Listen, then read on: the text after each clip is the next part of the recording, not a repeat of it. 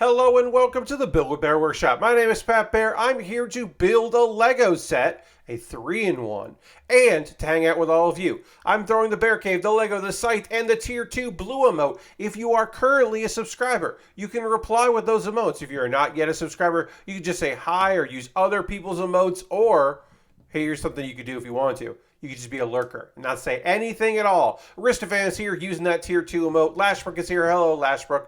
We are in the intro zone here hanging out. We're going to let people be fashionably late to the stream because maybe on this Monday, people got other stuff going on. Maybe they're watching Monday Night Football, or they're coming back from dinner or work or whatever. Or they just realized, oh shit, it's actually Monday. I didn't even notice. But I hope you're all doing well out there. I'm doing all right, I would say. Again, we're going to let people be fashionably late to the stream before we get into it. Working on this Lego set. Working on, this is a Street Racer 3-in-1. And we're working on the Hot Rod right now, which is fun. Lasberg says, having the kind of week where I went, it's only Monday. Yes. It is only Monday, Lashbrook. You're not wrong. I set an alarm a couple minutes before I go live, just in case I forget what day it is. I need to update my info here. I messed up and forgot to do that. I did it, and I guess I hit cancel instead of save by mistake. So it still said the Exia there. We'll just do that. I've updated my information. My apologies. Lord Crashton says, hey, Pat. Hey to you, Lord Crashton. Welcome. Happy to have you here. But yes, my apologies there, friends. It said the Exia, which we finished on Saturday, and then we started the Lego 3-in-1 Street Racer. I meant to update that. I guess I hit cancel. But yeah, I do set my alarm so that I know when, so that it'll go off on the nights I have to stream. I occasionally forget to do that, but then I remember I'm supposed to be streaming though, so it's okay. Tonight we'll be working on the Street Racer. We're gonna finish the Hot Rod and then build the race car, and we'll end with the Street Racer. Tonight's agenda includes it's Manga Monday, and if you're wondering, Pat, do you have a manga to talk about that is part of the kicked out / banished subgenre of action fantasy? Yes, I do. And then we'll talk about 2 anime in the second hour. Normally we talk about 3 on a Monday, but guess what? Witch from Mercury didn't have an episode. So no Gundam talk this weekend, or today, because there was no Gundam episode yesterday. Which is fine, because the quality of that show has been phenomenal. I'm okay with missing a week here and there, if it means the quality keeps up. So yeah, we'll only talk about Beast Tamer and management of a novice alchemist, and a manga in the second hour. Let me just double check here to make sure. Did I upload the manga? Yes, I did. And I've updated the anime we need to talk about. Great, so that's all looking good. My view numbers keep fluctuating. Like, they keep dropping down to 1, even though I know there's more than one of you watching right now, which is very silly and fun for me. That's fun for my anxiety. I am going to retweet my own tweet, so you can get a few more friends to join us tonight. Oh, yeah, people liking that tweet. That's fun.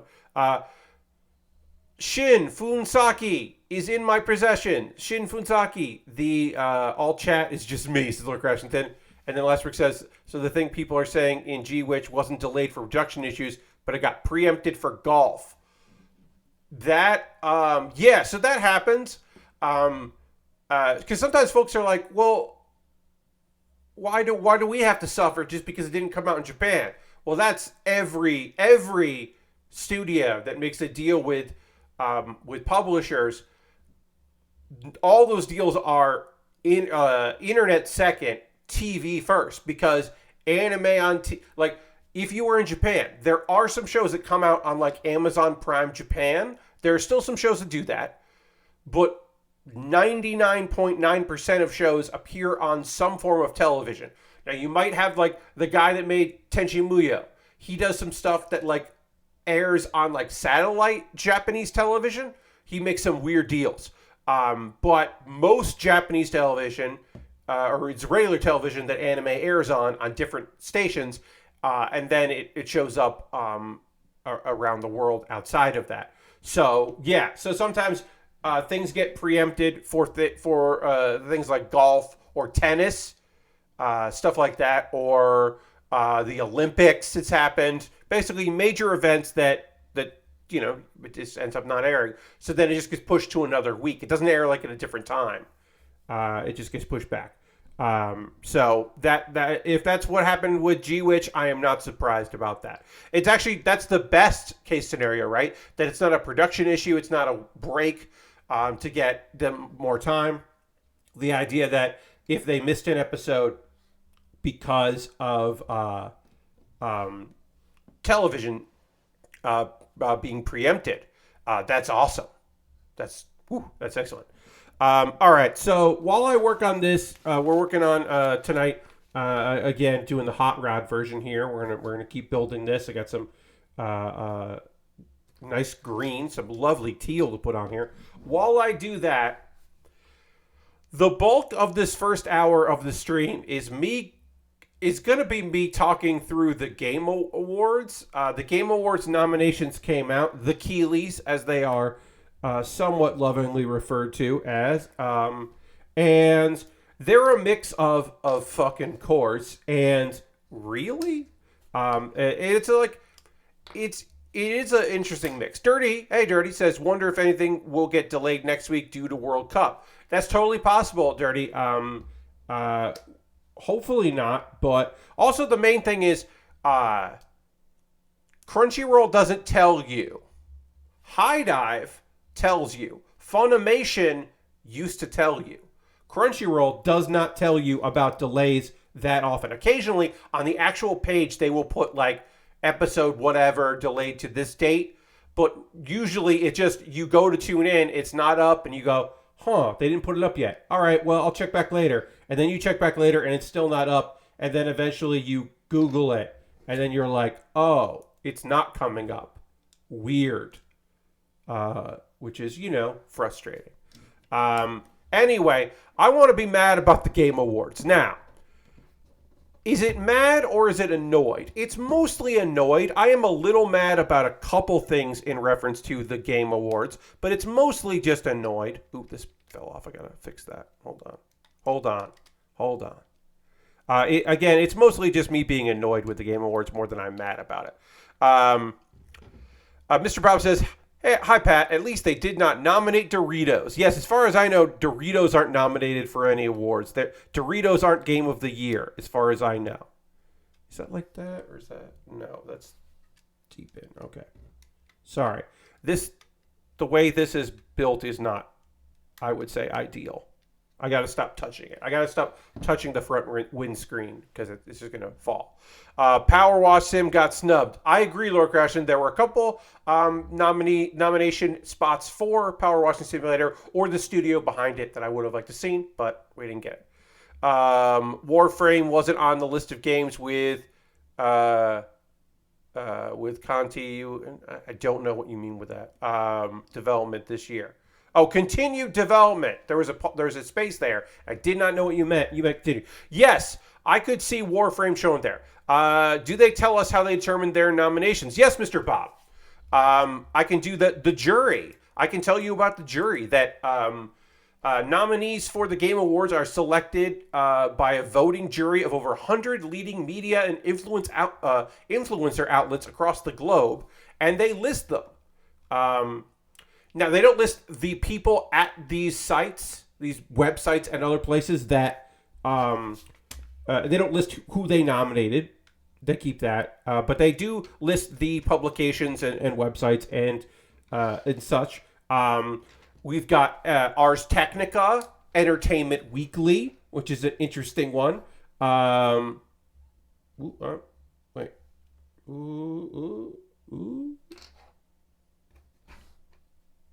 Where are the other two pieces that go here? Where are the other... Woohoo. That can't be possible, friends. I can't be missing pieces. Oh, they're right here. I have them. Woo! I don't know why. My brain had I had a brain fart there where I was like, "There's no way I'm missing a piece," and the answer was, "You're right. I'm not missing a piece. Everything is fine." Um, Ars Technica, as I said, digital trends, Gamer Tag Radio, Games Radar, Game Informer, GameSpot, Giant Bomb, IGN, The Jeff Gersman Show was a jury, kind of funny, LA Times, MinMax, PC Gamer, Polygon, Venture Beat, The Verge, Touch Arcade, Vice.com, Waypoint. What's Good Games are just some of them. Then there's some UK folks like Eurogamer and Edge. And PC Games N. VG Chronicle. And then there's some places from other countries like Culture Geek in Argentina and Press Start from Australia. And Technoblog from Brazil. Lots of Brazil. The CBC and CG Magazine from Canada. So yeah, it is an international affair. VAX Esports from Chile. Some Chinese places. Go through the whole thing. Game Reactor from Denmark. Some French publications and websites. And then also like some influencers that they don't necessarily list as all of, I'm sure. But yeah, a lot of different countries represented in there. South Korea, Spain, Switzerland, games.ch. And then online station in Thailand. The Lamestream Media, indeed. And yeah. And then there's also some esports stuff that happens. There's a lot of esports categories that I don't give a shit about. Anyway, so we're going to look at the categories here. Now, some of this stuff is just like, of course. I should say this right off the bat. According to one Jeff Gersman, God of War Ragnarok was in the hands of press very early. There were a couple of games that were not in the press and did not get included because they possibly did not hit the deadline, which I don't know what the deadline for nominations was. I apologize for not knowing that information. But so just being like, because people were like, why does God of War have so many nominations when it just came out? Well, because press had it for a really long time. Because it has apparently been done for quite a long time. So that kind of explains that. I think it's a recency bias. I also wonder how many people actually played a lot of it before they nominated it, or they also, you have to take to some consideration the fact that, well, look, if it didn't get nominated this time, it wasn't going to get nominated next year because people would forget. So it got nominated. Now, the video games that are up for, we're going to start with the showstopper game of the year. We've got A Plague Tale Requiem, Elden Ring, God of War Ragnarok, Horizon Forbidden West, Stray, and Xenoblade Chronicles 3. Now, is there the Game Awards does have, I don't want to call it a bias, but the Game Awards loves Sony first party. Sony first party gets a lot of nominations in the Game Awards. That is a company, they just do. They just do. So I am not surprised that there are so many nominations for those games. Because, it's a big single player experience that people are into. I understand it. What is missing from this list? In my opinion, there are two games that should be in this list that are not in this list right now. One of those is Vampire Survivors.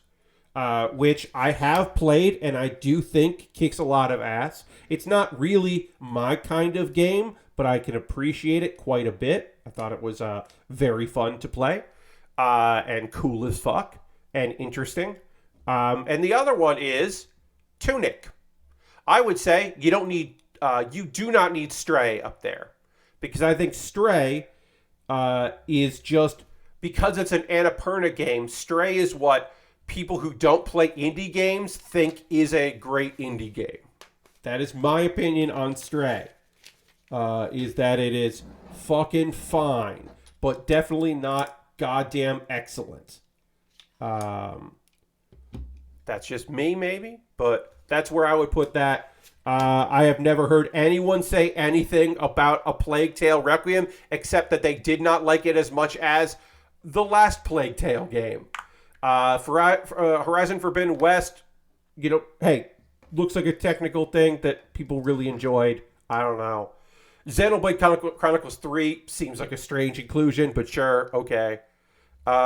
Stray became a cultural phenomenon for a few weeks. Yes. But that's about all I can say about it, is I can agree with you, and yes.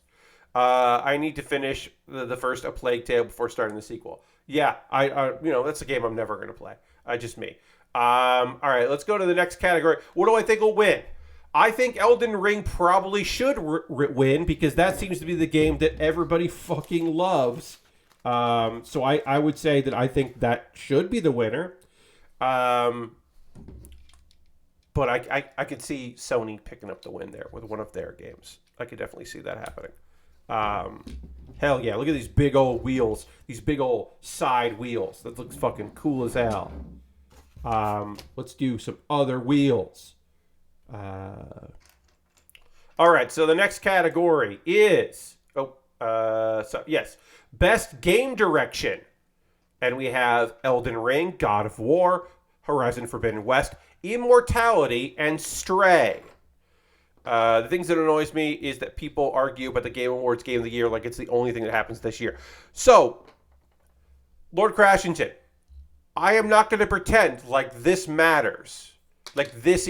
I am not going to pretend that this is gaming's Oscar. I care more about what individual people put in their top 10 or their top 5 or their favorite game of the year, more than I care about the Game Awards. I mostly care about the Game Awards to see if games I'm interested in 2023 are going to be showing trailers more than anything else. But I think it is worth having these conversations, because sometimes things that are interesting get mentioned, or other times we can commiserate about the games that we think fucking kick ass that don't get a mention. Like in game direction and design, Immortality is kind of interesting to be in the conversation, I guess, but I don't necessarily know. Like game direction, I think is a very strange category. I mean, we're gonna talk about it a lot. There are a lot of strange categories, and I would say that this is one of the strangest categories in here, because you can say a lot about a game, but I don't know how many people can speak authoritatively about the game direction of a game. Why will this not go through? There we go. I had to fight that. I don't know why. Anyway, I don't actually care about that category. Best Narrative: A Plague Tale, Requiem, Elden Ring, God of War Ragnarok, Horizon Forbidden West, and Immortality.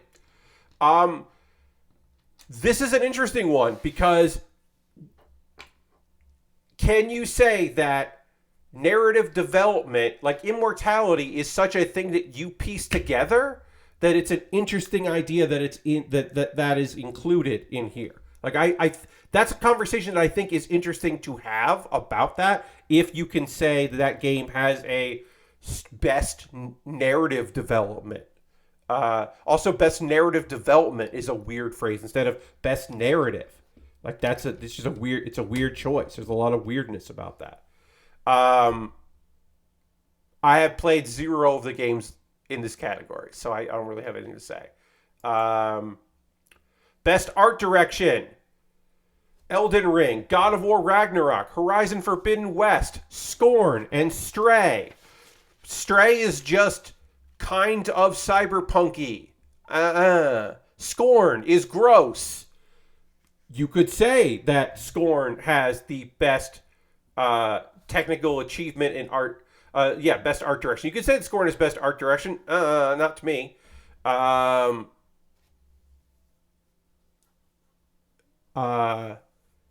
Lord Crashington, the thing is, they do have big sites, but they also have 100 people voting. So, yeah, there are some big websites, but a small magazine in Portugal has as much stake as IGN, and that's interesting to me. Maybe there are more people IGN voting, but it is 100. It in many ways, it is way more. It actually is way more fair than any website's top 10, which is just a handful of people. Waypoint.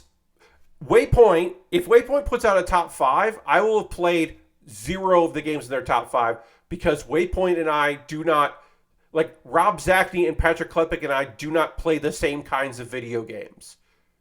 There's just no way that they're ever going to put a list out that I'm going to go, yup. So it's just I don't know, the more the merrier, in my opinion. We finished the hot rod. I'm going to take a photo of this.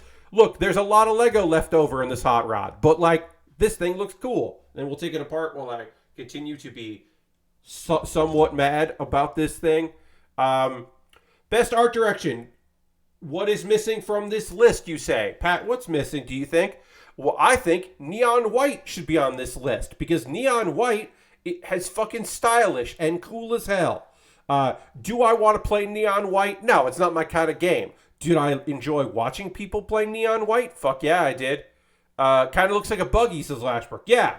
Yeah, this open hot rod, kind of street racer throwback thing. I really like the vibe of it. It's a fun build. Oh, did I not put... I didn't actually... Oh, there we go.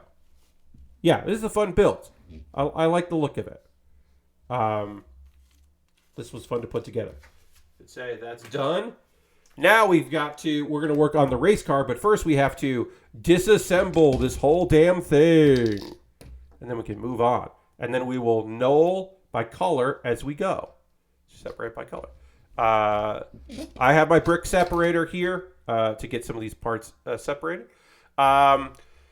So yeah, I think Neon White should be on this list. I think it is strange to not have Neon White for best art direction. Best score and music. Plague Tale, Elden Ring, God of War, Metal Hellsinger, Xenoblade Chronicles 3. Again, I would say, I love the atmosphere in Tunic, but I don't necessarily think that belongs on this list. But Neon White's music was fucking cool as hell, and I think that Neon White could certainly have ended up on this list. And it maybe is a little silly that it didn't. Of these, Metal Hellsinger does have a cool-ass soundtrack, and I think it would be kind of neat if Metal Hellsinger won this category, because I don't know where else. Also, this is best score in music, inclusive of score, original song, and or licensed soundtrack. Which, yeah, it's all right, fine. They're just going to put it in one category, sure. Whatever you want to do. Best audio design. Call of Duty, Modern Warfare 2, Elden Ring, God of War Ragnarok, Gran Turismo 7, and Horizon Forbidden West. Yeah, I think I might put Tunic on that list because I think Tunic's sound is cool and fun, and certainly could belong on this list. If you're just joining me tonight, we finished the kit. Oh, I knocked a piece to the ground that I'm getting with my foot. Oh, nope. I knocked a piece to the ground, which I will get later. Power Wash Simulator sound design. Yeah, I don't know if it's one of the best, but it is fun. It's good sound design. I don't know if it's great sound design. I did drop a piece, so if I'm looking for a blue piece that looks like this, I will have to get it. So if we need that, I will make that happen because it is. Where's that? Yeah, that's a green one of these. Sorry, not blue. It's a green one of those. So if I end up needing another one, I know it's on the floor, but I can't reach it with my foot. So yeah, I think Call of Duty should not win this because when you start, the helicopter sound is too loud, and I don't care if helicopters are loud. Every match feels like it starts, and my ears are bleeding. So I don't think that Call of Duty should win just because of that. Let's give it to Elden Ring. Elden Ring is cool. Let's give it that. Also, I don't know if your dumb son telling you how to solve a puzzle counts as audio design or not, but it's a bad choice. So that's real bad about God of War. Best performance, voice acting, motion, and or performance capture. So you could win this with not a lot of lines because you did cool you did cool motion capture, which feels odd to include, but sure, they included it. We've got Horizon Forbidden West, which Ashley Birch, Charlotte McBurney for A Plague Tale Requiem, Christopher Judge for God of War Ragnarok, Manon Gage for Immortality, and Sonny Suljic for God of War Ragnarok. So we've got Kratos and his son both in there. I'm going to say that Ashley Birch wins for Horizon Forbidden West because that performance is still really good, and people really like Ashley Birch, so I could see that going that way. I'm just going to say that. I don't know who should be in this category that isn't, really. Maybe some, like the lead in Neon White is a pretty fucking fun performance. It's pretty fucking fun. So I could see maybe that. I don't know. Again, folks, if you have thoughts, you can always just leave them in the chat like that. Games for Impact, aka we didn't include this in indie, and why is this a category? Well, we want to showcase some stuff, and voting is broken, so here's some artsy shit. It's the artsy awards. We've got A Memory Blue by Anna Perna putting that out. As Dusk Falls, Citizen Sleeper, Elding, Extinction is Forever, Hindsight, and I Was a Teenage Exocolonist. A game I feel like no one played, except me. I played quite a bit of it. The notable games that, nobody voted for in other categories. I feel like this is Citizen Sleeper's award because it did not get nominated in other things. People really fucking love that game. You will see a Citizen Sleeper in the number 10 or 9 spot on a bunch of people's lists because it's a game that people know is fucking good, and they don't think they can argue to get it much higher, but they really liked it. That is my take on Citizen Sleeper. Again, I have only played I Was a Teenage Exocolonist, which I don't think is the Games for Impact winner, because it's mostly about being good to people and gamifying interpersonal relationships. So I don't quite know why it's in this list. Hard Space Shipbreaker should be in there as a game about unions, says Lord Crashington. I could see that. That is an argument I would be willing to have for sure. I feel like Citizen Sleeper wins this. That's my guess. Okay, Best Ongoing award for a game with outstanding development of ongoing content that involves the player experience over time. We've got Apex Legends, Destiny 2, Final Fantasy XIV, Fortnite, and Genshin Impact. Apex Legends is one of several games that just appears over and over in this category. As mentioned earlier by Dirty, I think Warframe certainly could be in the conversation here. I also think that Genshin Impact has just continued to be Genshin Impact, and I as far as I know, has not made any strides. Whereas Fortnite gets wilder and weirder. I would say maybe Fortnite, with the fact that they were like, hey, fucking, you don't have to build shit, is interesting and maybe is worth it. Destiny 2, I think people have been like fine with. Apex Legends seems like it's still going and people are fucking psyched about that shit. The people I know who still play Final Fantasy 14 don't tell me shit about. They don't talk about it anymore. They just play it. They are in maintenance mode with that game. This is just my friends, I would say. I would not say the game is in maintenance mode. My friends are in maintenance mode about that game. Is what I've been led to understand.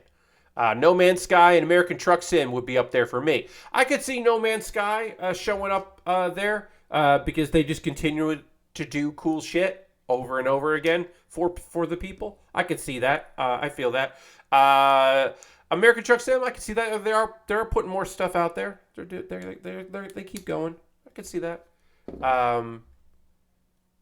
I assume Fortnite wins, but maybe Genshin Impact does. I don't even know. Best Indie for outstanding creative and technical achievement in a game made outside the traditional publishing system. Which, that part feels weird because Devolver and Annapurna has 2 games on this list, and Devolver Digital has 1 game on this list, and those are traditional publishers. They're not EA, but they're... Oops, what the fuck? Oh, God, that flew somewhere. There it is. I was able to get it. Hell yeah. And the main expansion came out since the last Game Awards. Oh, Final Fantasy. As a Final Fantasy 14 player, I do think it's been really good. That's awesome. Devolver and Annapurna are big indie publishers. Yes, Lord Christian. I mean, Annapurna had like as many games as like, I don't know. The chart that went around that I don't know if I retweeted. Let me check to see if I retweeted this, of like how many nominations publishers had. Like, it was kind of remarkable. I don't know if I retweeted it though. Maybe I didn't. Oh yes. So Annapurna had 11 nominations. Nintendo had 11 nominations. Annapurna had more nominations than EA and Square Enix and WB Games. Like, that's wild to me. Like, Ubisoft did not have any games nominated. Or if they did, they had less than 4 nominations. Like, what? Yeah, I think maybe Ubisoft has some nominations, but they have less than 4.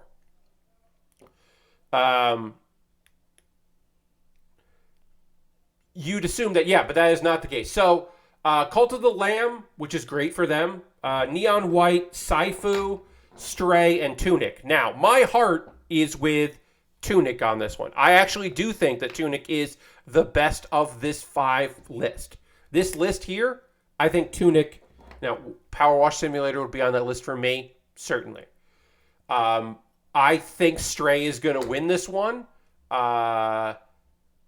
But in my mind, it's Tunic all the way, y'all.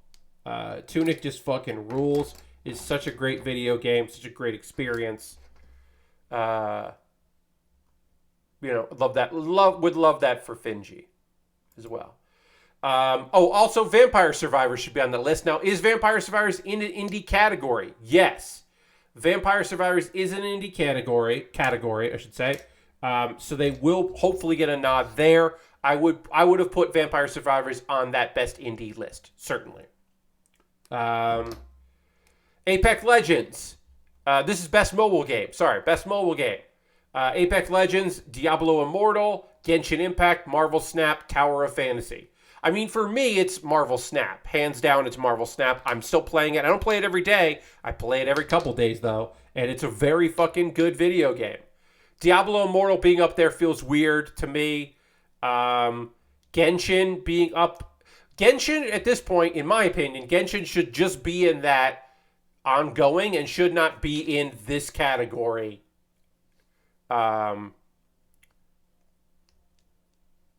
I mean, I would make the argument more, Lord Crashington, that they should just do a big December trailer showcase and not do awards at all, more than expand the nominations. Because also, by expanding the nominations, you make the sure bet the winner because the other nominations compete with each other, and it actually like makes like Tunic could beat Stray. Does Tunic beat like 3 other games that are listed in there as well? It's like I don't know. That's just me. I would say Marvel Snap wins this one. I could certainly hear an argument for Apex Legends Mobile. I know some people really have been enjoying that. But yeah. Let's see. Best community support. Feels like a weird category. I think you should just do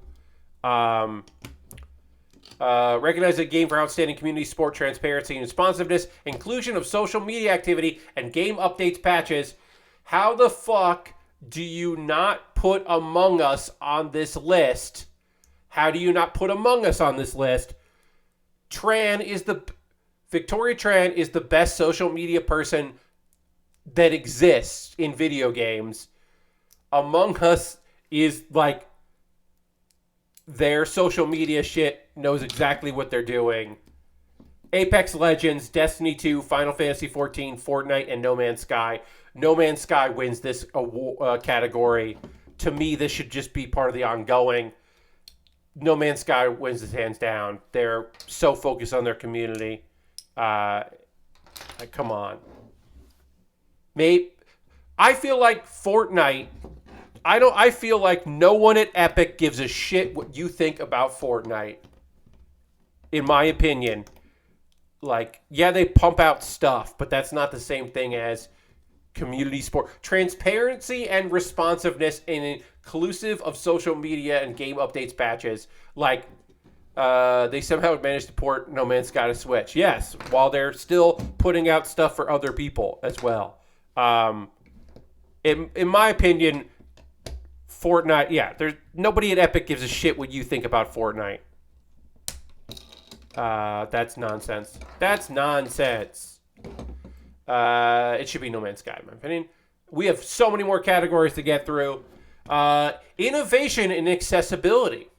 So we've got As Dusk Falls, God of War Ragnarok, Return to Monkey Island, The Last of Us Part 1, and The Quarry.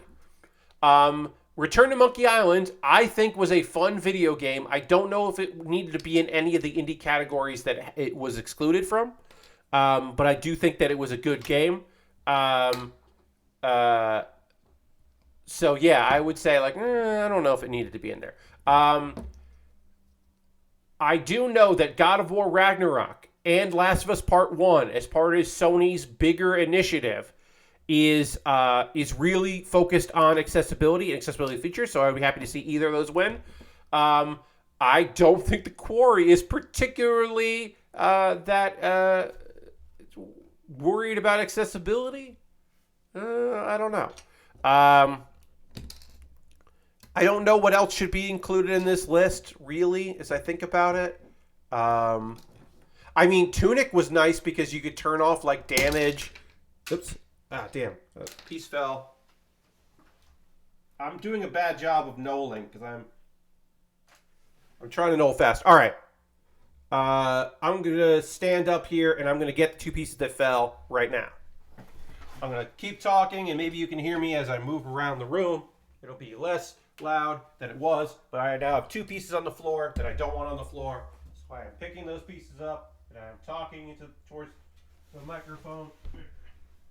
And I have picked up the pieces that I dropped, and now I'm going to sit back down, and then we will continue to knoll and try to get through these categories. Hi, I'm back. The accessibility menu is the only way I got past the combat and Tunic to the very good puzzles. Yes. So I would say Tunic could be in there because they were very responsive about their accessibility, allowing a wide variety of people to play the games. And I took advantage of some of that because I was dying a lot and didn't want to fucking die a lot as I was playing that game. So yeah, I agree with you, Calamity. I would love to see Tunic there. But I could see God of War, Ragnarok, and The Last of Us Part 1 showing up. Best VR AR. After the Fall.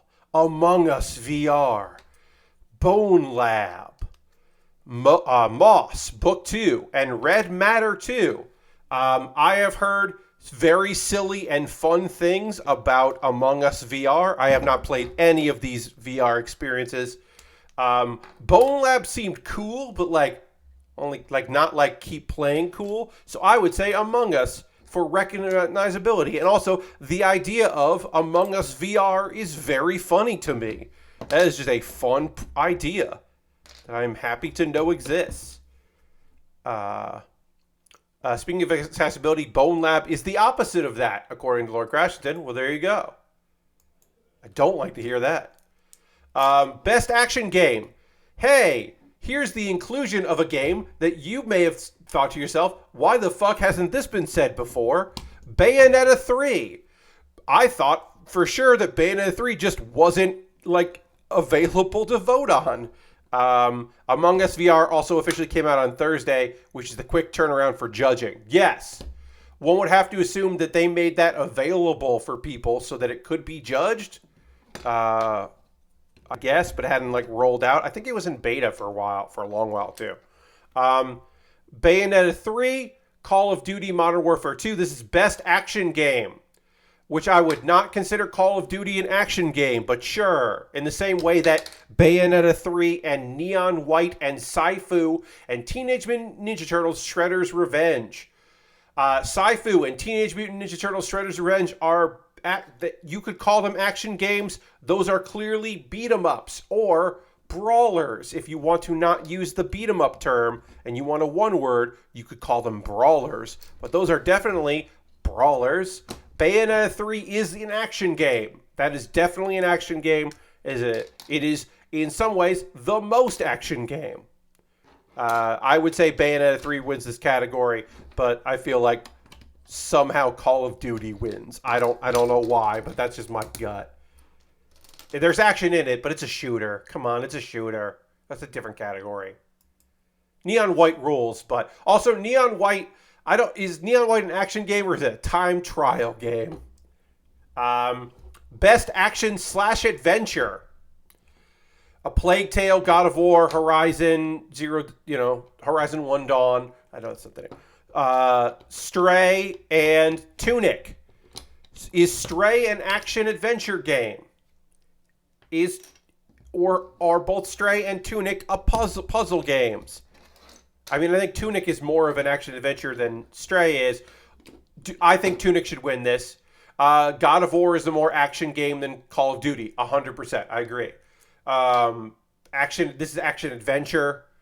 Look, I feel like one of the Sony games is going to win this category, but it should be Tunic because Tunic is a cool action adventure game. It's a fucking very cool and beautifully well done and fun. Best role-playing game.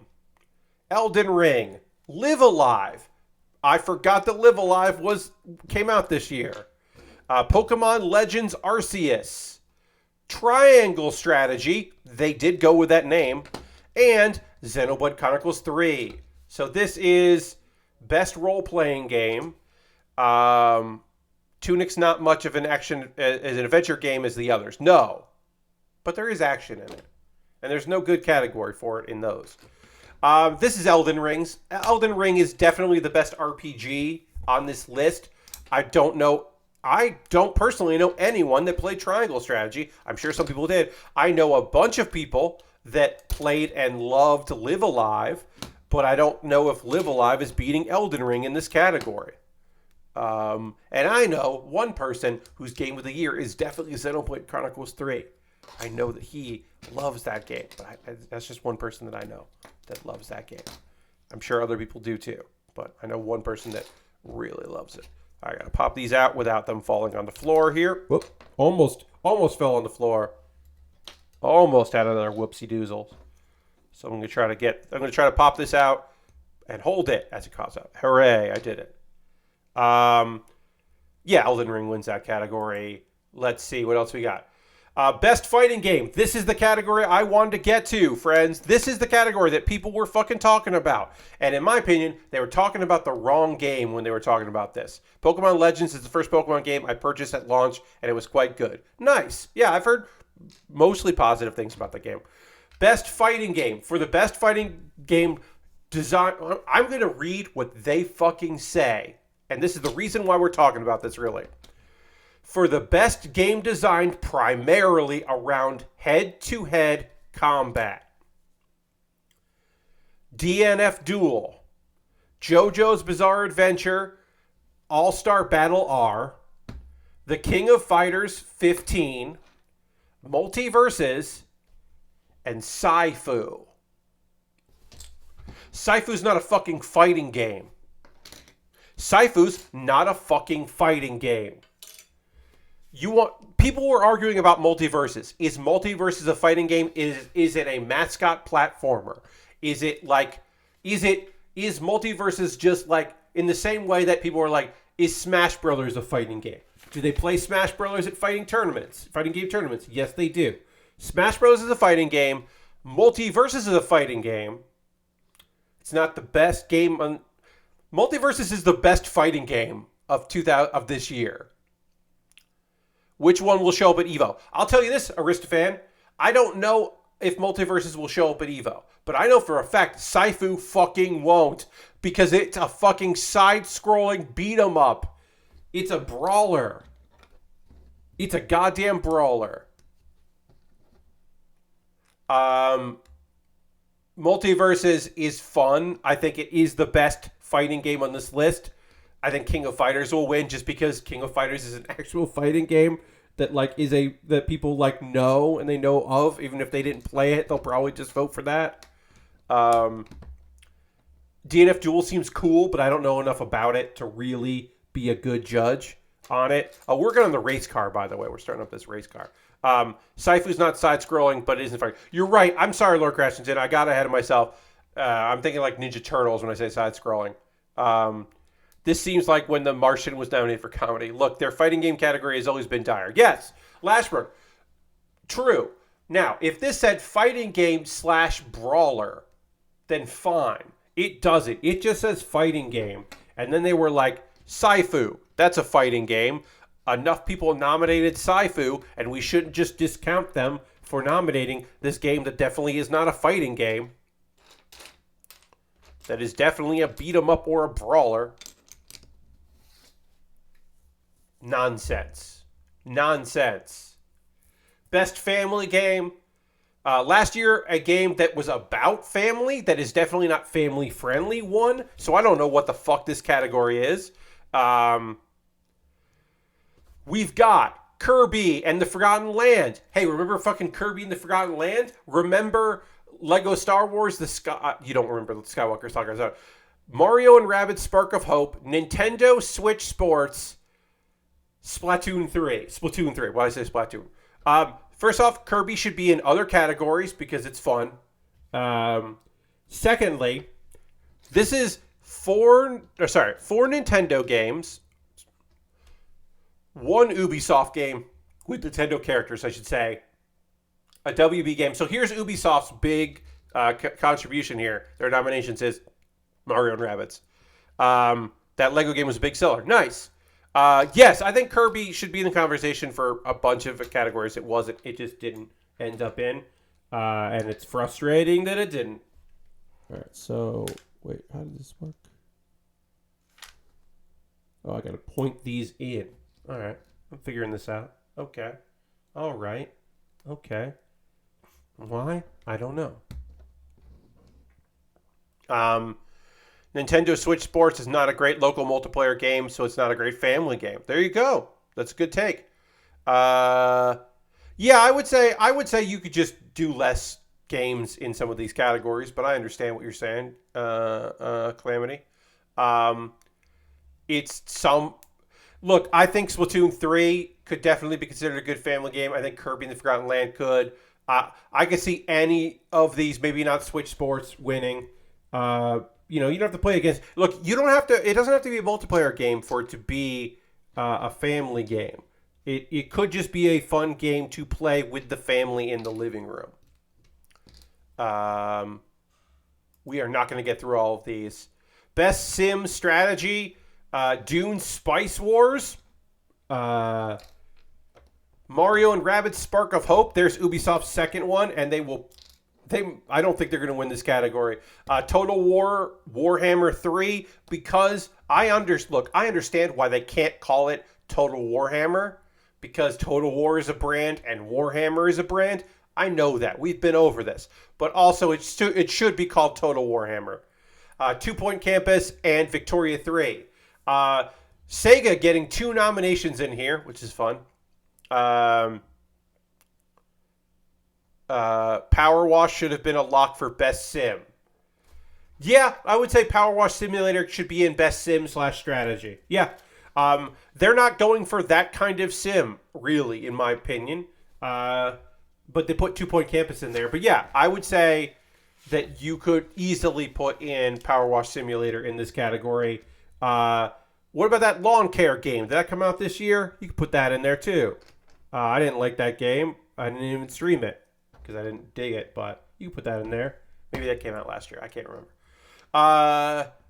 Victoria 3 is probably going to win this one because people at least have heard their degenerate friends talk about it. Maybe Total War because people will recognize that. I don't know who's going to win that.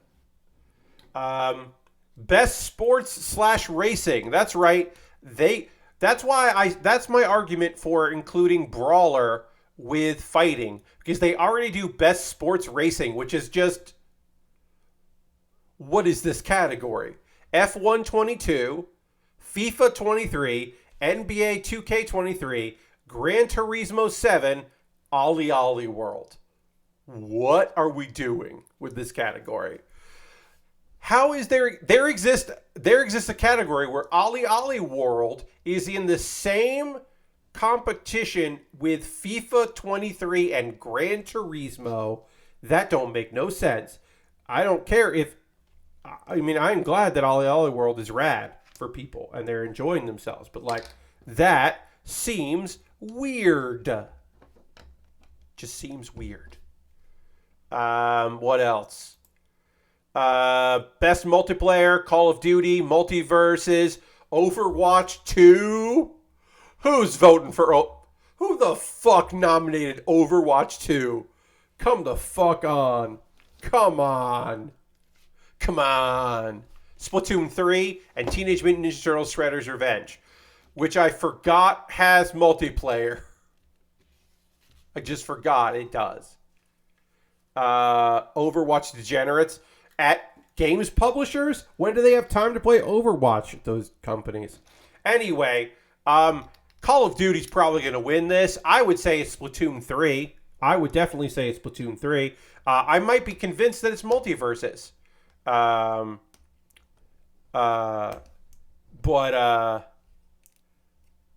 Yes, there's 6 player for Teenage Mutant Ninja Turtles Shredder's Revenge. That's right. You can have 6 players, which is fun. That's fun that you can do that. But it would not have occurred to me to nominate it for this category myself, despite it being pretty fucking cool. All right, I gotta find this. I'm missing a red piece. I'm not missing a red piece. It's just in here, and I can't. My eyes can't parse it. I need this piece here. Gotta find this piece here, because there's one that goes here, and this goes like that, and I gotta find the other one. And I only have so many red pieces, so I just have to slowly. There it is. It was hiding.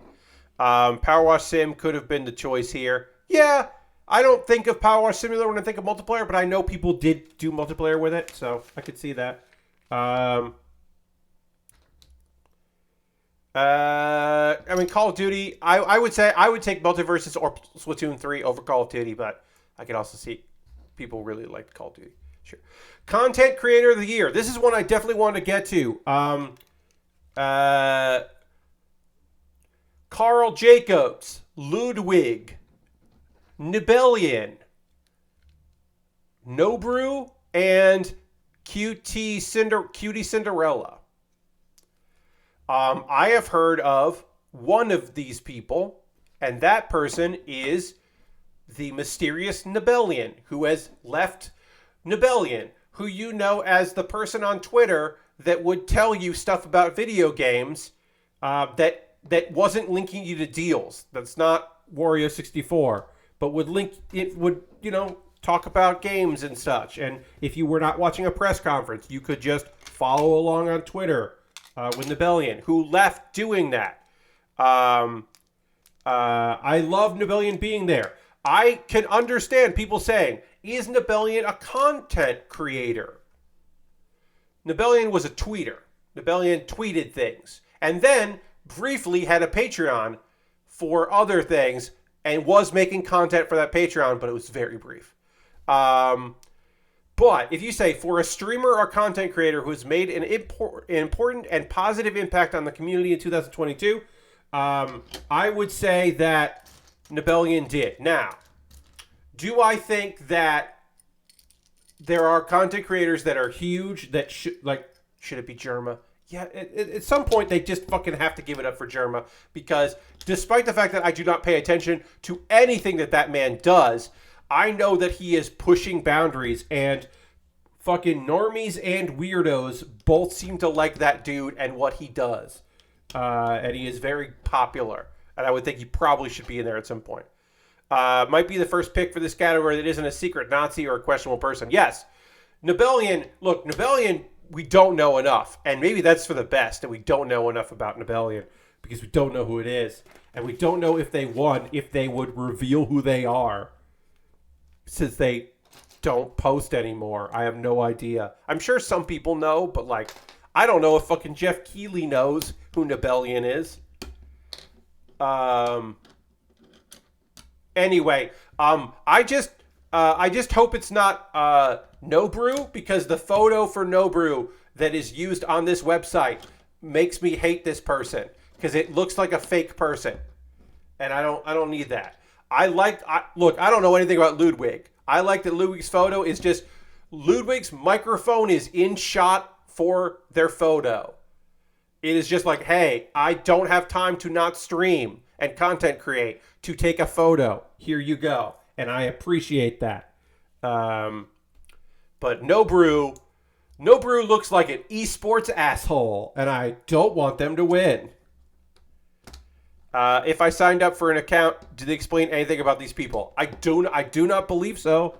I do not believe they give you any context to it. I don't know. Maybe they do. All right, let me real quick get through these. Best debut indie. Neon White, Norco, Stray, Tunic, and Vampire Survivors. This is a debut indie developer. It's not the publisher. It's not the game. So it's Angel Matrix, Geography of Robots, Blue 12 Studio, Team Tunic Team, and Ponsel. Neon White is not debut. Yeah, Angel Matrix I feel like has made other things, right? I feel like Angel Matrix has made other things, and this is not their debut game, but they're in Best Debut Indie, created by a new independent studio. I would say Vampire Survivors should win this. I wouldn't mind seeing Tunic win this. The creator of Neon White made Donut County. Yes, but did he do it under the name Angel Matrix? Because it's for the best debut game created by a new independent studio, which could mean anything, and probably is a bad category. I would say definitely is a bad category. But yes. Yes, the creator of Neon White did make other stuff, but did he do it under the name of Angel Matrix? Anyway, Vampire Survivors should win this, and it's weird that they didn't get nominated for other things. I guess it's a new collective of established indies. Yeah, I guess so.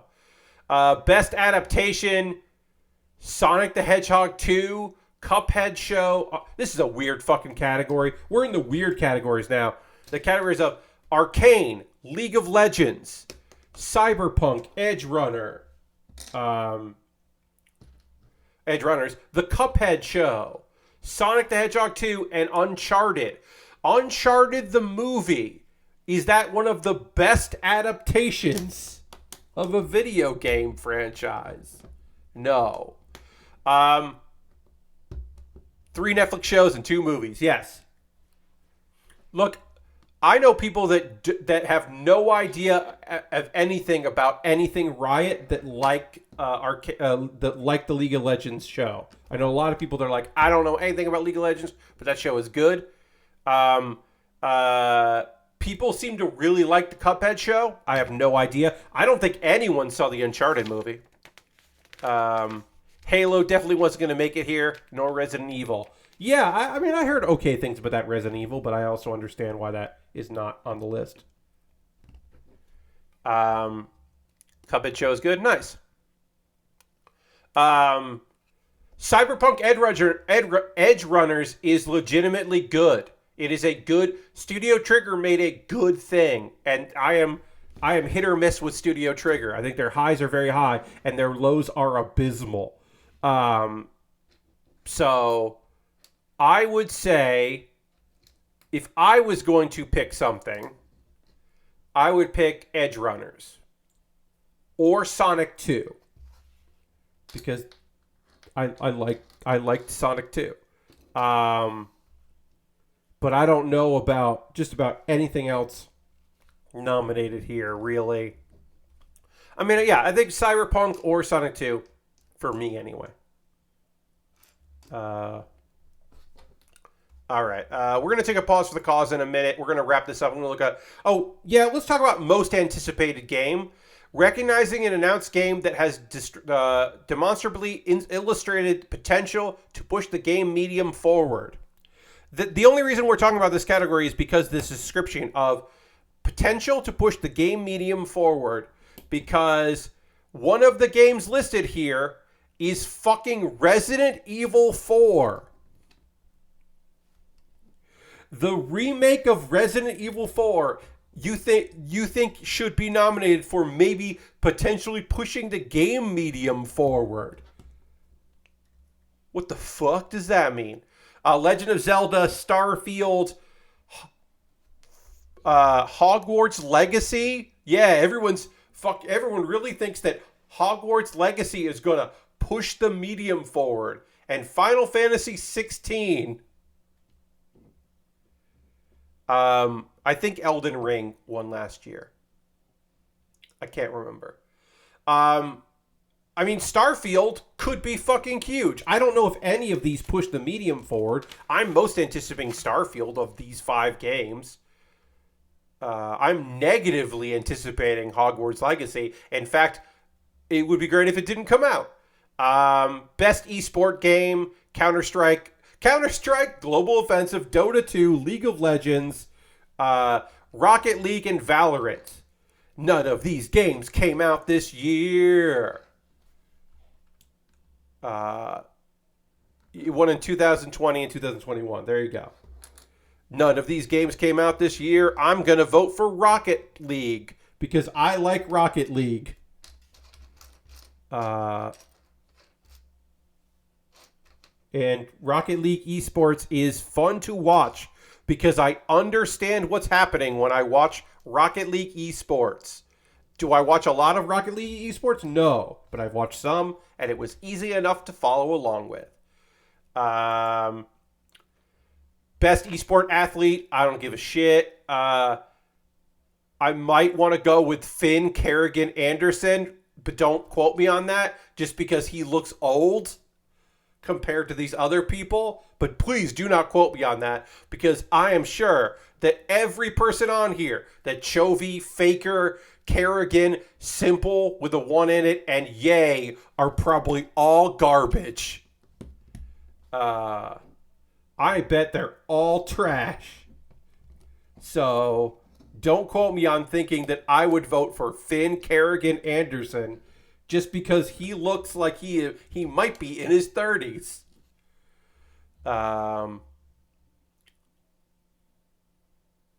Some of these guys look pretty cool, but no. Best esports team. We got Dark Zero Esports because they play Apex Legends. FaZe Clan, they play CSGO. Gen G, they play League of Legends. LA Thieves play Call of Duty. And Loud plays Valorant. And based solely on the names of these, I'm going to go with LA Thieves because that name sounds pretty cool. LA Thieves sounds like a name.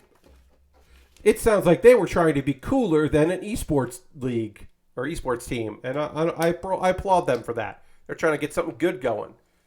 Loud. Get out of here. Loud. Best esports coach? Who the fuck? Best esports coach. Blade with a bunch of fucking numbers. Bizka. Doom Bros. Robin. And Score. Go Score Dong Bin. I don't give a shit. Well, here's the thing. One of these guys has a trophy in his photo. So I can already tell that Mathis Bizka Tarasconi, who is the coach of Loud, I can already tell that he is clearly the best because his photo includes a fucking big old weird looking trophy. Rocket League for best esports game. Yeah, I mean, I don't know what else you nominated for now. Best esports event, EVO 2022. 2022 League of Legends World Championship, PGL Major Antwerp 2022, and the 2022 Mid-Season Invitational, and Valorant Championships 2022. I'm going with Evo. Blade looks like he's coaching. I mean, you're not wrong. Those are all of the fucking nominees. I talked about all of them. Some of them I was very flippant about. But some of them I did talk about to some degree. Two of these events don't have the game in their title. Yes. The Invitational demands you know what the Invitational is. They do not care if you do not know that it is Dota. The Invitational is Dota. And they do not care if you do not know that. I'm so glad I'm done talking about that bullshit. All right, now's the part of the stream where I talk to you about ways you can support the channel so I can keep building model kits and talking about bullshit. In the next, once we're done with this, we'll talk about some manga and some anime while I continue working on this pretty cool race car that we're building. Yes, Lord Crashin. Also, I would say, folks, don't vote. Vote in elections. Don't vote for game awards. They're going to email you all the fucking time about bullshit. They might try to make you post your that you voted on social media. Nah.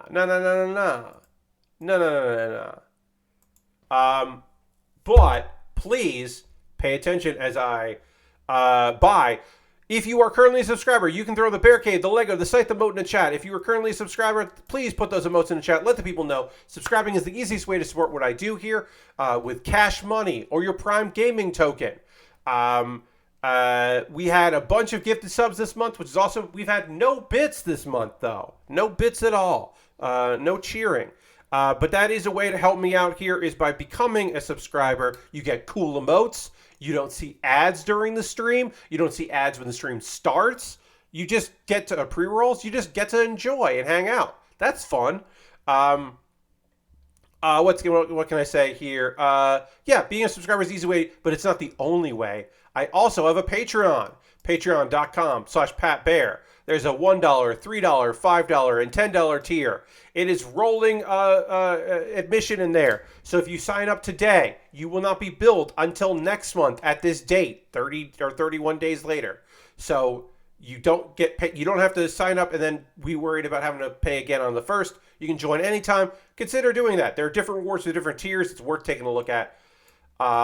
Check me out on YouTube. You can subscribe to my YouTube for free. I post videos a lot there, so I would recommend you checking it out. You could also become a member there.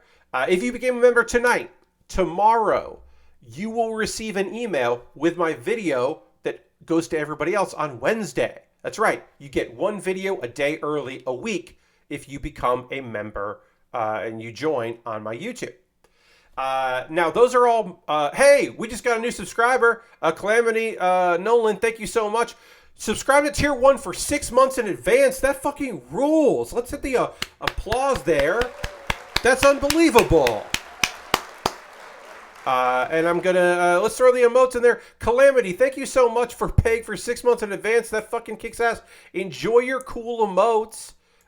You get the Lego and the Bear Cave and the Scythe emote. The blue is for tier 2. But thank you so much for that. That's incredible. Thank you for paying so many months, Calamity. Appreciate that very much. Now, those are monthly ways to support me, or in the case of Calamity, 6 monthly. But there's also one time. If you just want to like throw me a couple bucks now and again, well, I appreciate it. You've been meaning to do it. Well, that's so kind of you. I appreciate that very much. Thank you. Direct donations are a thing you could do if you wanted to, through Coffee or PayPal or Stream Elements. And everything I make through direct donations through YouTube, which also includes AdSense. So watch my videos because that'll help as well. Through that. Through Patreon, through Twitch, everything that gets collected, I buy model kits and Lego sets and equipment with. So the last kit I just built came from your generous support. Was able to do that. One of the next thing I build will most likely be from that. I just got in a horse, Shin Funsakai, Shin Funasakai. I'm not pronouncing that right. I'll learn how to pronounce it. It's a horse. It's a unicorn mobile suit that's piloted by a real horse that the God Gundam is going to rest on. The God Gundam that's over there. That's going to go on that horse in the future. So yeah, if you wanted to support me there now, the kit I'm building right now, this Lego 3-in-1, that's from my Amazon wish list. If you buy something from my wish list, it jumps the queue. So I have a bunch of stuff in the backlog, but right now I'm building this Lego set because an anonymous person bought it from there. I made a dedicated video about that, kind of like an unboxing, but not really. Ooh, I gotta put this in the right spot. I just added a Lego Christmas penguin to the list because this holiday season, I would love to build that Christmas penguin. If you want me to build that penguin this Christmas, you could pick that up off my wish list. There's mobile suits, Lego sets, model kits that are inexpensive, model kits that are very expensive, things with Amazon Prime shipping, things with regular free shipping, some equipment at the bottom, and everything on that list. If you buy it, it'll come to me. I will build it. Before other things, it'll jump the queue. So consider it. I do have a Lego wreath. Last year I bought a Lego wreath. It was like a Target exclusive, and there was an alternative version that was like an Advent wreath. And I'm gonna build that this year for Christmas. But I also could build that penguin if you want to build that. I want to buy that. So that wouldn't jump the queue because I don't want to build that in November. But it will get a video, and it will be a holiday thing if you want to buy that. Let's see what else we got. USA Gundam Store. Oh yeah, you could buy a gift card to USA Gundam Store and then DM me on Twitter while that's still a thing, or send me a whisper on Twitch if you want to do that. You could do that too. I gotta put the thing in there. That's an alternative if you don't want to use Amazon, because I understand people don't want to. Also, it's an alternative to my Throne wish list. That's a more curated list. I don't have a lot of model kits because they don't sell a lot of model kits available through Throne. But it's a nice store, a nice storefront that I like supporting. So you go check out Throne. Now, did Throne pay for Twitter Blue so they could have a verified check mark? They did. But they're a company that probably wasn't going to get verified, and I understand it. I did search to see who I know. Who do I follow that paid, that has Twitter Blue? And they were one of a couple people. That happened. All right. Let's see. Other ways to support me that don't cost any money. Join my Discord. Just jump in my Discord. I post build photos at the end of every stream. People post stuff that they're working on. It's a nice place full of cool people. And it's very chill. It's a very relaxed Discord. Couple video links. Pat Bear's Anime Club. If you would like anime recommendations of stuff that's out this season that do not involve isekai, because I understand that some people do not enjoy isekai, that video, I reference one show that I like, but it's actually me telling you about other ones. And then Do You Remembaer is a video series where I hastily research something and then try to remember everything I can about the thing that I just researched. And this one was about the real life person with the fantastic name of Lewis P. Featherstone. Lewis Porter Featherstone, who abandoned the Democratic Party in the late 1800s because they were not progressive and they did not like that he kept talking about helping out poor people and black people. Poor whites and blacks. That was he was going for. They did not like that, so he left the party. And then the other party he was in did not like what he was doing either, so he left it again. He was in 3 parties in his era of being a or a senator, and then eventually, when it was very clear he was never going to be elected again, just fucking left Arkansas. Was like, peace, I'm going to Texas, and just lived the remainder of his life in Texas. Seemed like a pretty okay guy. Lewis P. Featherstone. What a fucking baller name. All right. We're going to talk about some manga and some anime in the last 40 minutes of this stream. I'll get that prepped here. And then right now I'm going to drink some water because I have not and I really need to. And we will dramatically transition and then talk about a manga in just 1 second. Here's the transition.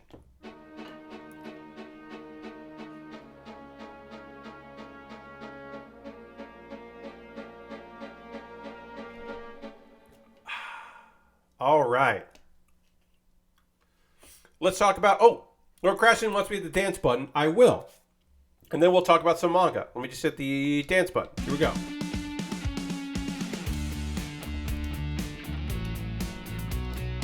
Oh, yeah. Do a little rock dancing. Yeah. Forgot about the dance button for a bit, says Lord Crashing. Lord Crashing is probably our most frequent dance button pusher. Using those channel points to have me do that. Every once in a while, y'all go on a thing where you hit it a bunch, and then, usually Harold, one person will ring the bell, and then I have to ring the physical bell. That used to be the most requested button press, because it's a silly thing that I do. But then people were like, no, instead, play this weird song you can play that won't trip DMCA takedown notices. All right, let's talk about some manga, and then we'll talk about some anime. Here is a manga that I want to talk about for Manga Monday. My repair skill became a versatile cheat, so I think I'll open a weapon shop. Okay, so our dude, our main character, is just like, he always wanted to be an adventurer. There was this party that came to his small town when he was growing up and told stories, and he was like, I don't know if any of those are true or exaggerations, but from the moment that happened, I always wanted to be an adventurer. But here's the thing. He's not a combat dude. He does repairs. He can repair anything, and he's very good at it. And so he learned, what to do in a dungeon, and he learned, all of the many dungeons. He knew how to be a sport person, but he was, E rank. He was never going to do well. And he was never full-time part of a party. But he got hired by the Heroes Party because they were looking for somebody that knew this area and somebody that could repair weapons. And then they got trapped. And they needed to escape. And they were like, well, we're not going to get out of here. We don't have enough food to get everybody out of here. So we're leaving you. Here's bye. And they just fucking abandoned the dude. And that's where he realizes, we don't know why he didn't know this before, but in a desperate situation where he has to fight to survive, a guy that's not a fighter, he unlocks his hidden potential. And he finds out, not only do I have repair, which is to disassemble and then reassemble, analysis, disassembly, and synthesis, shit, my repair has evolved. I now have all these skills. I can now see what things are. I can break the walls of a dungeon, which you should not be able to do. And that's how he escapes. He breaks the wall of a dungeon. He makes a weapon using that mithril from the wall.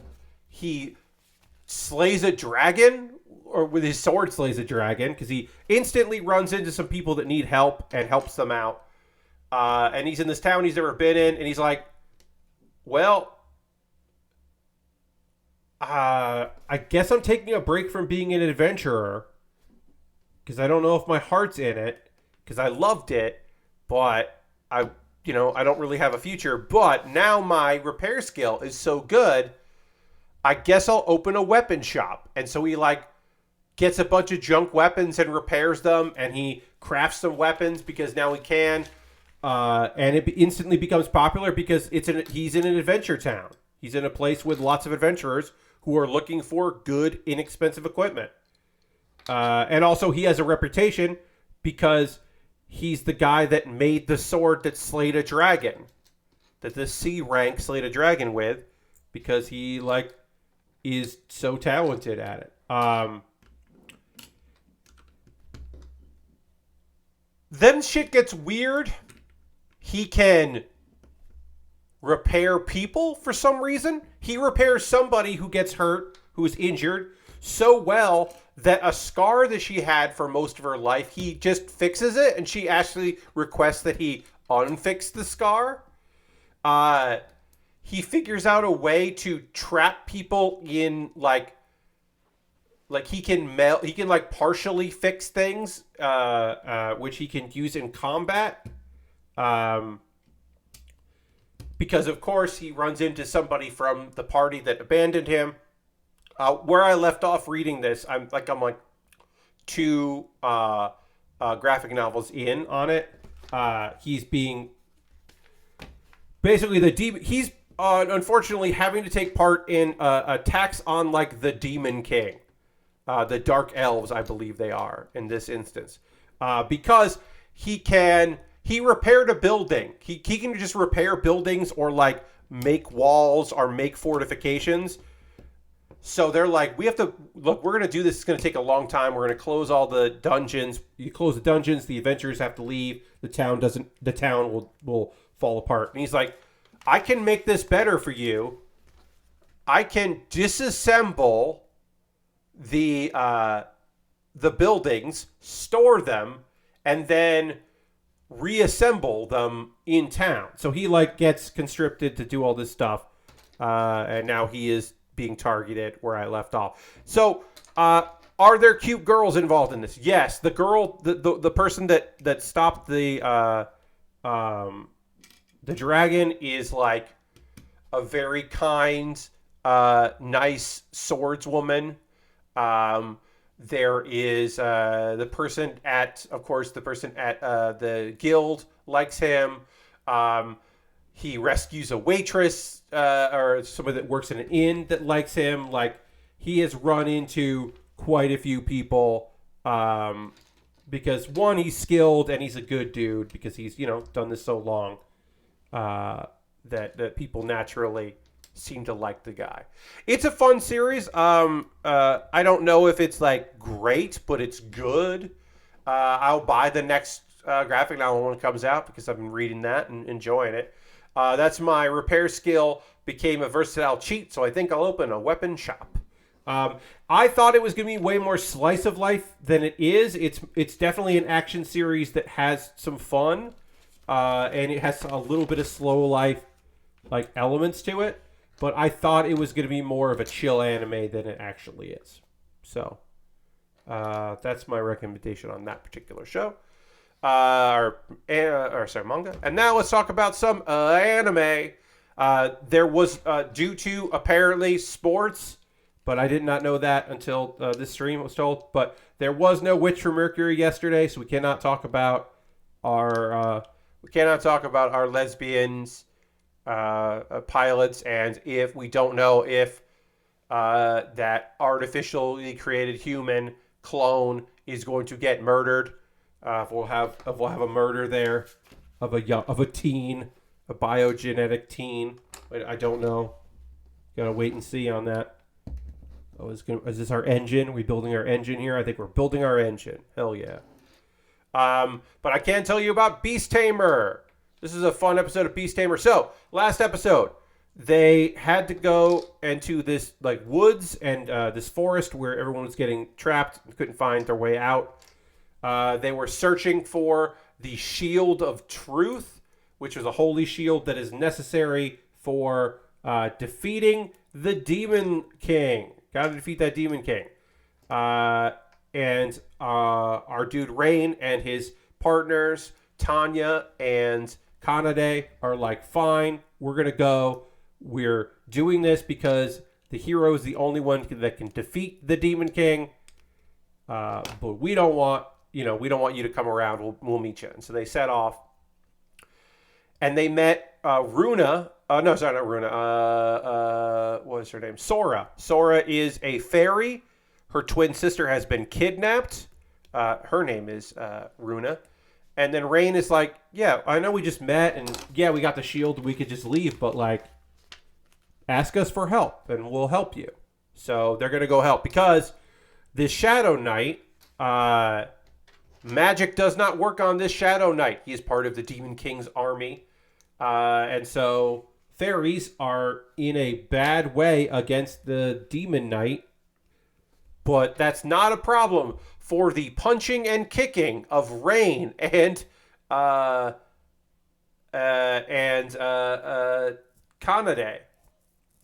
And they just punch the shit out of him while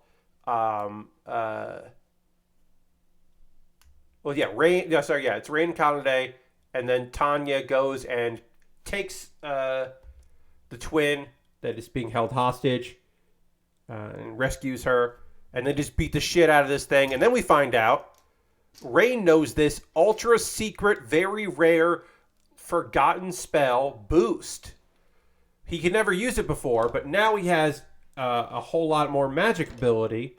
So he just boosts Kanade, and then Kanade fucking punches a hole through the Shadow Knight, who is very fucking surprised that he just got murked. Very shocked that he is now dead. So they reunite the twins, and they're like, okay, cool. And the twins are like, yeah, well, we can't stay here because even if it made sense for the village to not give in to the demands, they still, left my sister to die and blamed us for what happened. So we're going to go. And then Kanade's like, you should 100% come with us. And they agree. So then we get our boy Rain makes a contract with two fairies, another legendary race, and everyone's psyched about it. They're going to go on adventures. It's going to be fun.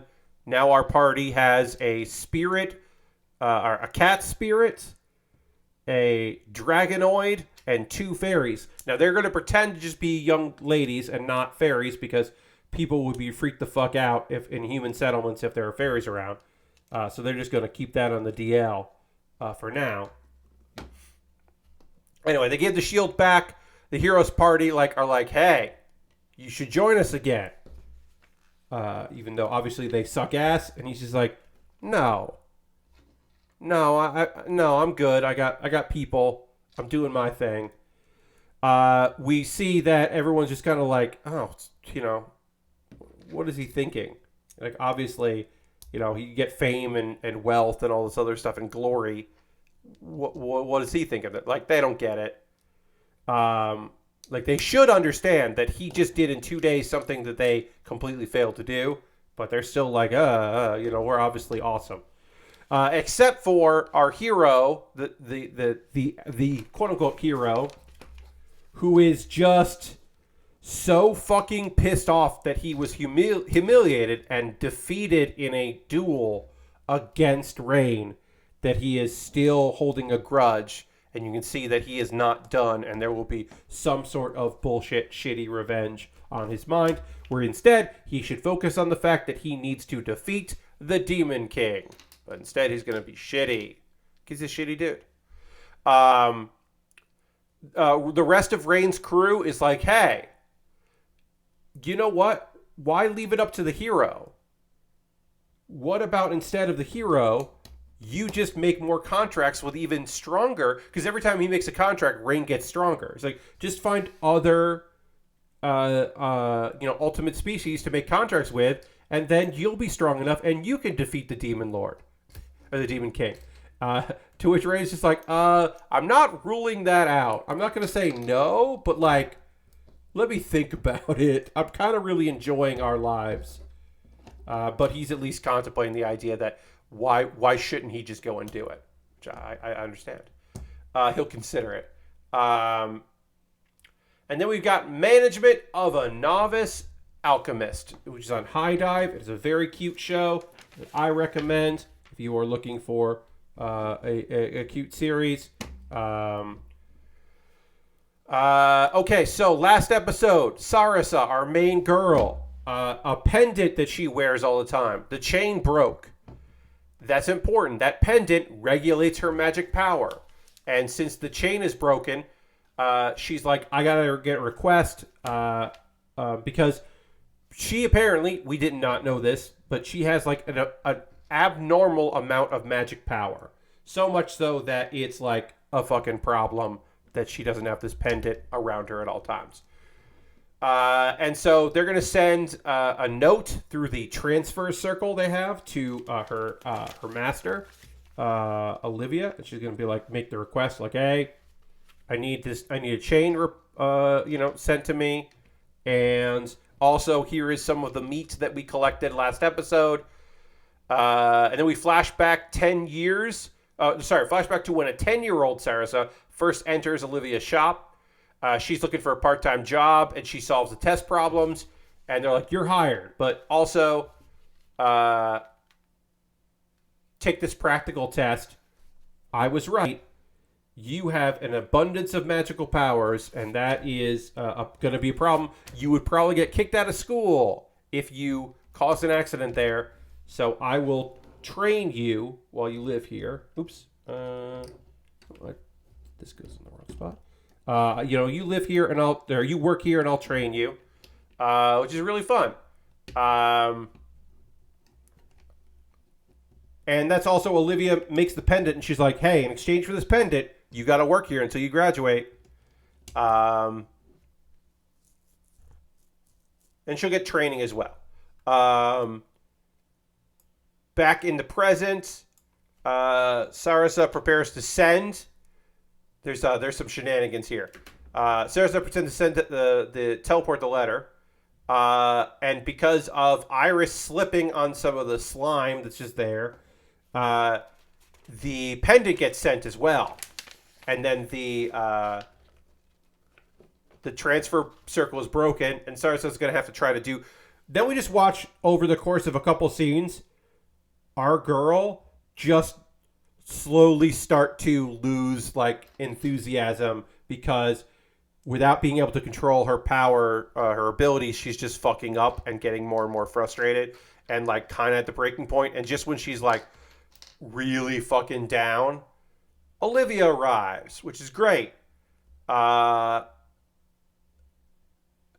then Olivia arrives just as Sarasa is at her breaking point, and then returns the pendant, restores the transfer circle, and then the girls see Olivia off. She needs to return to her own shop. There was a little part where she was reminiscing about it, which was cute and fun. And yeah, this episode was like, it was a nice flashback. We got last week we did get a little information about her having a lot of power. We now found out how she ended up becoming an apprentice of Olivia, which was nice, and a little bit of that dynamic and why Olivia has been so eager to help her, which she certainly has. And it was a nice episode. It was a good episode of this series, which I recommend. If it's mostly a solo life thing. There is some action, but there's not like a ton of action. And there's a little bit of drama, but it's mostly like girls doing stuff. And in case this girl is running a alchemy shop on the frontier and trying to fucking earn money. And then she's got some fast friends, which is great. Which is very nice. So I'd recommend it if you have High Dive. Look, if you're on the fence about getting High Dive, I don't know if this is the series to push you over, but if you're going to watch some other stuff on the service, this is another good show. Like, the reason to get High Dive is Reincarnated as a Sword, which is the best isekai out this season, and one of the best shows this season. That's the reason to get High Dive. But while you're there, if you also, wanted to watch that, Totally, I would say. And then like there are a few shows from last season that are good on that service as well. All right, now's the part of the stream. I want to hear from you. That's right, you. What are you playing? What are you watching? What's got you going? What's the shit that you're like, oh, Pat, I gotta tell you about this. I'm playing this video game and it fucking rules or whatever. I played some D&D yesterday and that was fucking fun. It was really good with my regular crew. On Saturday, I played a one-off. And then on Sunday, I got to play with my regular crew and we're continuing the adventures. And it was very fun. We beat a drug kingpin. And by beat, I mean, literally, my Echo Knight punched the shit out of him, and it was very cool. We cast confusion on that guy. He killed 2 of his own lieutenants, and then I rushed up and punched him, and then my shadow also punched him, and it was very good. But there had been some magic on him as well, besides the confusion. But I did get the finishing blow by rushing up and just punching that character right in the gosh darn face. It was good. It was very good. But yeah, I want to hear from you, friends. What are you watching? What are you playing right now? If there's anything that's got you going. It could be that like you're like, Pat, I'm not playing anything right now because I don't want to start something new before Pokemon comes out on Friday. Like you could just be hotly anticipating. And if you're asking yourself, Pat, I'm wondering, are you going to do Pokemon Smash or Pass for the new generation of Pokemon when Pokemon Smash or Pass, the website updates with the new Pokemon? Are you going to do that? And the answer is yes. I'm waiting for Pokemon Smash-or-pass.com to update and include new Pokemon. And when it does, I will do that on a Tuesday. I don't know when I'm going to do that, but I will do that. Probably it'll be that and then something else because that won't take the whole stream, I don't assume. All right, so Aristophan played a lot of God of War this weekend. I'm liking it a lot. I'm looking forward to trying Pentiment. I can't wait to watch people play Pentiment. I have not... I don't know if I'm going to pick that up, but I am interested in seeing how people like it. And if people do, I do want to watch some streams of Pentiment. I'll also say I'm watching a lot of Desert Bus, who we're going to raid after this. I'm very much hoping that Desert Bus did, because the Night Watch are the people that I, in the past, I have sent in something to this or that. I'm very much hoping that they did not do that while I am streaming here from 9 p.m. to 11 p.m. I'm hoping they did not do it while I'm here, and they'll do it while I'm watching, but I don't know. Aristophan says, my youngest is looking forward to Pokemon this weekend. Hell yeah, I hope they enjoy that Pokemon. Still up in Water 7 arc of One Piece as big revelations are happening. That makes me curious how they get resolved. Also, I felt bad for Usopp. Yeah, I mean, Usopp fucking struggles. There are some rough times for Usopp in general, but specifically in this era. Yeah, he goes through some stuff in Water 7. He occasionally has a bad time. Okay. Lord Crashington plans on getting McPixel 3 tonight to enjoy this weekend. Yeah, I don't know if I'm going to pick that up. I mean, I might. I'm a bit on the fence on McPixel 3, and if I'm going to pick that up. But yeah, I might just end up watching some streamers play it and not actually getting it for myself. What else was I going to say? Yeah, I do have to reply to that. I have a code, or not a code. Somebody reached out to me. I need to confirm because they said, hey, somebody who worked on this game, like somebody messaged me about a game that I've never heard of. That kind of involves like a fake, because Ouija is copyrighted, but like a Ouija-like board. And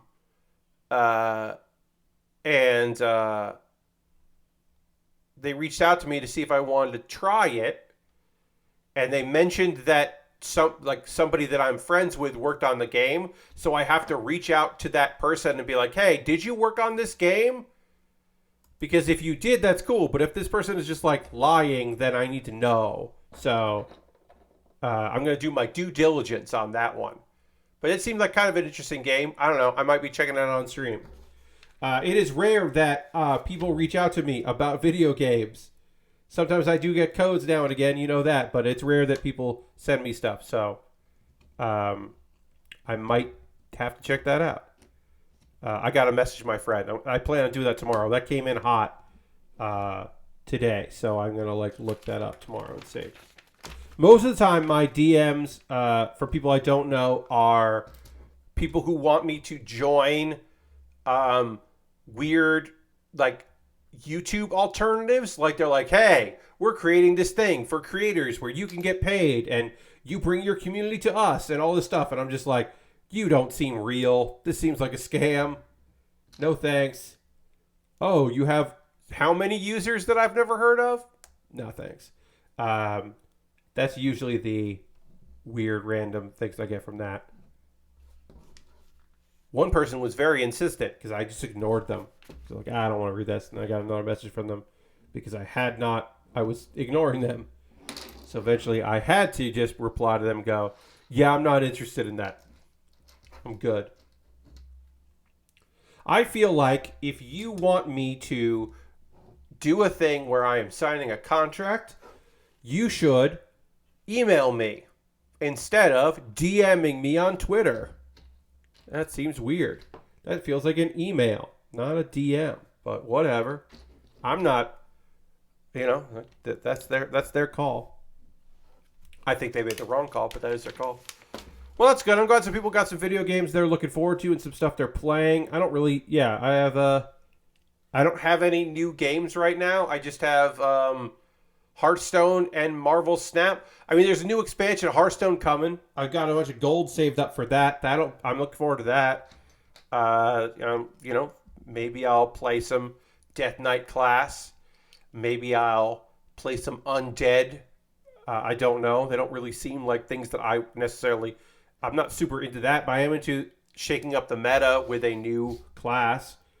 It feels weird to have a new class because I feel like Demon Hunter is not that old at this point. I mean, it is old, but it doesn't feel that old. So it does feel strange to be like, "Oh yeah, here's a new class. Here's another new class." But whatever. I hope it shakes things up and people are excited about it. People seem to be pretty excited about it, I don't think I'm ever going to stream Hearthstone again. I think I might be done streaming Hearthstone. There's always the possibility, but I know that, it is a thing I always feel like I can do, and maybe having the new, maybe in December, it'll make sense with, the new class for me to, say, "Hey, we haven't looked at this in a while. Let's see what kind of scam decks I'm playing. Weird, goofy decks," and then maybe there'll be a deck with a new class. We can talk about that. I don't know. I do have some very fun decks in Hearthstone that I'm playing that are definitely scams and fun and wild. And my standard shaman deck does terrible, but it is a standard evolved shaman that I don't dislike. But it's just, it's not doing great. But my scam Death Rattle Rogue is still a very good deck. It's not a good deck, but it's a good deck. Alright, we need this, and that, and this here, and booyah. How many more steps do we have on this? What time is it? All right, we're almost done with this car, so we are going to push through. Aristovan says, "I've been taking a break from Hearthstone myself." I hear you, Aristovan. Yeah, I mean, it feels weird because it seems like, to me anyway, because it came late, because of maybe mercenaries, I don't know why, but because not maybe mercenary stuff, I don't know. It feels like this last expansion's mini set did nothing to the meta, but it included a card that I liked. Aristophanes says, I'm not really excited about the next expansion. Might need a longer break. I hear you. I think it's always fun to take longer breaks with free-to-play. And then you can just craft the cards that from the expansion that you think you would want, you know, when you come back. I am excited for it. I think a new class will hopefully shake things up. I like the idea of the undead. I don't hate that. I don't know if I like some of the stuff dealing with like different runes like that. I don't know. There's a few things there that I'm not like super jazzed about, but for the most part, I'm at least interested in seeing how it works. All right, so this is gonna go like that. We are almost done with this race car. We just have to assemble the wheels. So we'll get some wheels assembly here. But yeah, I mean, I like a good expansion, so I'm always up for that. All right, so we need 2 of these. We need 2 of these. We'll get these done here. We need. I'm gonna build 2 of these, and we need 2 of these. Great. So yeah, we're almost done with the race car here. And then on Thursday stream, we will we'll work on what do you call it? Thursday stream we'll complete the main car and then maybe get started on the horse. But if we complete this now, then I can just pull the polycap, or I can take this apart before Thursday's stream. So that'll be good. All right, so I need 2 wheels like this. And then so Thursday's stream will be working on the Speed Racer, the main car for this set, and then we'll start building our horse stand, our third party, one of the first third party, not a band. Making a Bandai kit that is not a Bandai kit. It does not say Bandai anywhere. It is done by a company called EW. Our first one of the first third parties I've ever done on the stream. Because look. The God Gundam back there is a real grade. We could have used the horse from the Master Gundam high grade that comes with Shin Fusakai. The horse and the Master Gundam set. We could have just gotten that. Then we would have had that horse. But that kit is like $60 right now. Like, that kit is expensive. It is hard to find. Some people already made that choice that they wanted to have that horse. I should have bought that horse a while ago and just had it ready to put the God Gundam on. I didn't do that. So I instead spent some money getting this version. Which again is a third party. It does have a stand, so the horse will be on a stand, and then the God Gundam will be on the horse, and that's going to be silly and fun, and I think it'll be cool. And that I'm not saying for sure that's the next thing I'm going to be building, but I am saying I think that's going to win the poll. My $10 patrons, I believe, will vote for that. I feel like they will. I feel like they will look at that and go, yes, Pat, that is what you should be doing. Next. I feel like that's going to win. Maybe it won't be. I think it will. I could be wrong. My $10 patrons could vote for something else. It's totally possible. All right, there we go. We are done with this. Actually, these are... that's fine. This is our second thing here. We got our race car, so we have now completed 2 out of the 3 things that we need to do here. I didn't feel like waiting for that God Gundam expansion kit with the Fusai to come back. I just last week I didn't feel like that, so I went and got this third party instead. Because there is an expansion with the old horse that is official, but I just didn't want to wait for that. I didn't need the God Gundam expansion kit. I just needed the horse. So I got the horse. And I'm happy with that.